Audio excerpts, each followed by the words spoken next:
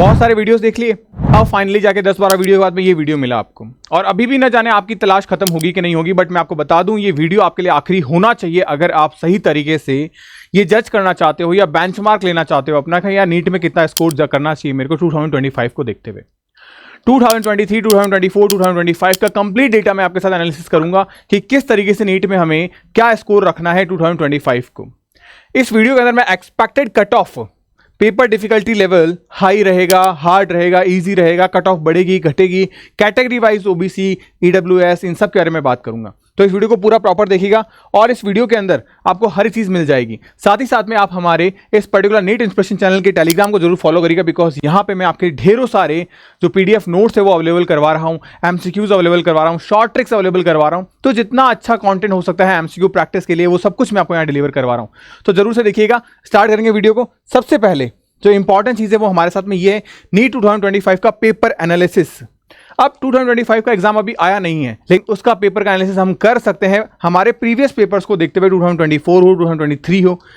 सबसे बड़ी अगर मैं बात करूं तो हमारे पास में ये चीज आती है कि एनटीए जो है पेपर पैटर्न चेंज करेगा, मुझे पता नहीं। मतलब मेन चीज क्या है, ये पेपर चेंज होगा। सबसे इंपॉर्टेंट चीज क्या है कि एनटीए ने अभी बहुत सारी चीजें चेंज की है, सेक्शन बी को भी हटाया जैसे कि मैंने आपको इन्फॉर्म किया था। तो इन सब चीजों की वजह से नीट के 2025 के पेपर पे क्या इंपैक्ट पड़ेगा, एक बच्चा इस मामले में बहुत ज्यादा सोच रहा है। आप भी सोच रहे होंगे मेरे छोटे भाई बहन होने के नाते और बड़े भाई होने के नाते मेरा फर्ज बनता है कि मैं आपके सारे र्यूमर्स से हटाऊं और आपको अपनी फोकस करने के लिए कैपेबल बनाऊं। सबसे इंपॉर्टेंट चीज जो है वो हमारे साथ में यही है कि हम रिसर्च करके आए हैं कि हाँ टोटल नंबर ऑफ क्वेश्चंस कितने आ सकते हैं हमारे एंट्रेंस एग्जामिनेशन के अंदर। यानी हमने 2023 को रिसर्च किया, 2024 को रिसर्च किया और 25 के लिए एक्सपेक्टेडली हम रिसर्च करके आए हैं। और अगर हम रिसर्च करेंगे तो डेफिनेटली बहुत सारी चीजें सही साबित होगी। अब रिसर्च क्या कहती है?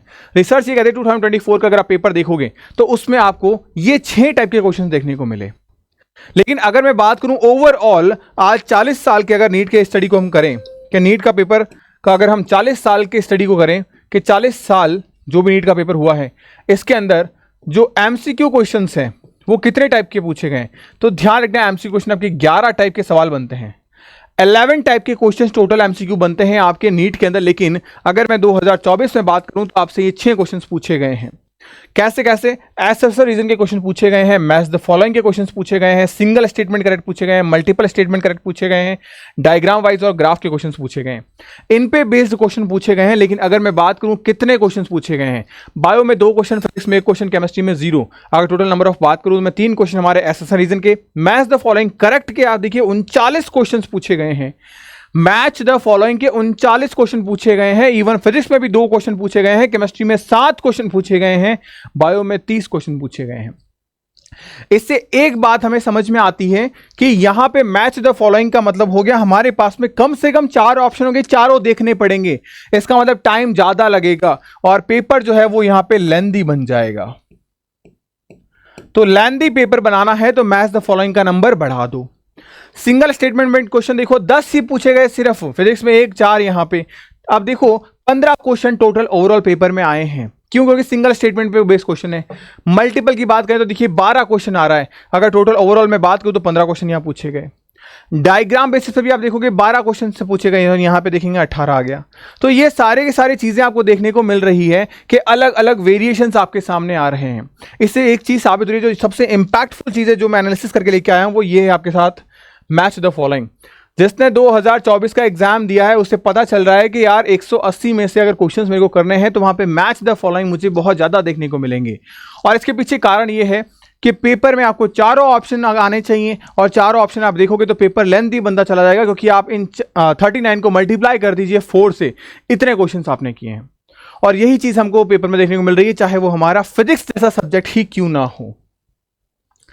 अब ये 2024 के अंदर है टोटल नंबर ऑफ, अगर मैं एमसीक्यूज के बारे में बात करूं कितने टाइप के एमसीक्यूज बन सकते हैं तो आप देख पा रहे हो यहाँ पे जो नीट के 40 साल का इतिहास है उसमें एसेसर रीजन, 1 लाइनर 1 वर्ड के क्वेश्चंस, ट्रू फॉल्स के क्वेश्चंस, करेक्ट इनकरेक्ट के क्वेश्चंस, मैच द फॉलोइंग के questions, fill in the blanks के क्वेश्चंस, मल्टीपल करेक्ट के क्वेश्चंस, एग्जांपल्स उसके क्वेश्चंस के नंबर ऑफ एग्जांपल्स, जैसे आप देखते हो मॉर्फोलॉजी वगैरह में जो नंबर ऑफ एग्जांपल्स के क्वेश्चंस है वो आते हैं, diagram based question, graph based question and हमारे पास से बात करें तो जॉइंट बेस्ड क्वेश्चंस। ये सारे क्वेश्चन जो है वो आपसे पूछे जाते हैं एमसीक्यू के तौर पर। 11 टाइप के क्वेश्चन बनते हैं, लेकिन अभी जो पूछे जा रहे हैं वो 8 टाइप के, और उनमें भी सबसे जो इंपॉर्टेंट है वो हमारे पास में मैच द फॉलोइंग। ध्यान रखिएगा।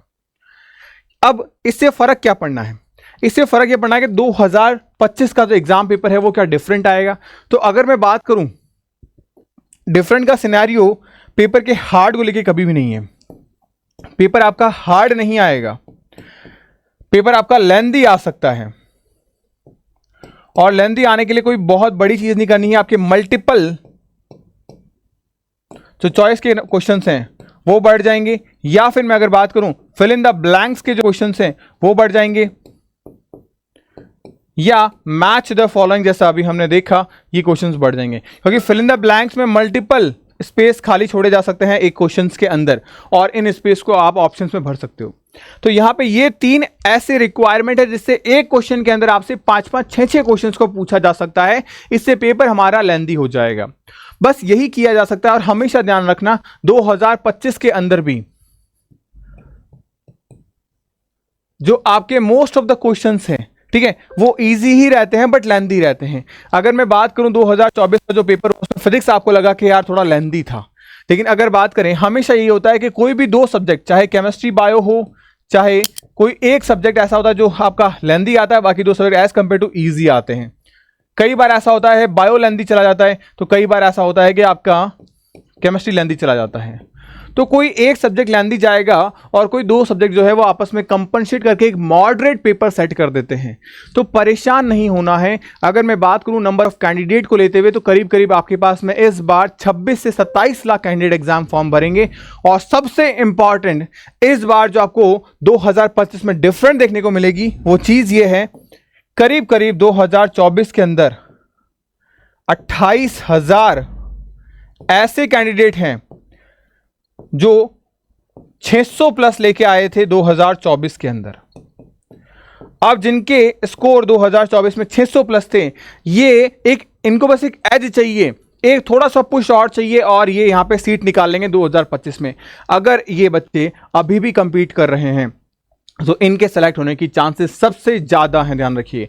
तो एक्चुअल कंपटीशन इन 28,000 का है। यही ऐसे स्टूडेंट हैं जो आपकी कट ऑफ को कहीं ना कहीं ऊपर नीचे लेके आ सकते हैं। तो ध्यान रखिएगा 2025 के नीट एंट्रेंस एग्जामिनेशन में कुछ खास बड़ा फर्क नहीं पड़ेगा, ध्यान रखिएगा। तो अगर आप तैयारी कर रहे हो तो आपके पास में गिने चुने कुछ महीने हैं, हमारे पास में 3 से 4 महीने, इनके अंदर अगर आप तैयारी कर रहे हो तो ये लास्ट टाइम पे अपनी तैयारी को बूस्ट करने का एक सेपरेट वीडियो में आपके लिए जरूर लेके आऊंगा, जहां पे मैं आपसे बात करूंगा कि अगर आप तैयारी करने चाहते हो तो इन 3 से 4 महीनों में किस लेवल पे तैयारी कर सकते हो, किस तरीके से हमको पढ़ना चाहिए, प्रॉपर एक स्ट्रेटेजाइज प्लान के साथ में मैं आपको बताऊंगा कि हमें कैसे यूटिलाइज करना है। हर एक वीक का टाइम टेबल मैं आपको दूंगा। अगर आप उसे फॉलो करोगे तो डेफिनेटली आपको 650 लाने से नीचे कोई नहीं रोक सकता है। तो अगर आप रेडी हो तो कमेंट सेक्शन में मुझे बता देना, यस भैया आई कैन डू इट। अगर आप मेरे को ये सपोर्ट करोगे कि हाँ वीडियो के अंदर जितने ज़्यादा कमेंट्स होंगे उतना जल्दी मैं ये वीडियो जरूर आपके लिए लेके आऊँगा, जहाँ पे मैं 650 प्लस की स्ट्रेटजीज मैं बताने वाला हूँ आपको। और वो स्ट्रेटजी इसलिए बताने वाला हूँ बिकॉज बहुत सारे ऐसे स्टूडेंट हैं जिन्होंने इसको अप्लाई किया और वो लेके आए हैं। एंड इवन मैंने खुद ने भी जब नीट एग्जाम 2017 में क्रैक किया था उस वक्त मैंने क्या चीज़ें प्लान की थी, ये सब कुछ मैं आपके साथ साझा एंड शेयर करूँगा। तो मिलते हैं नेक्स्ट वीडियो में न्यू अपडेट के साथ में। Bye bye, take care, stay happy, stay healthy.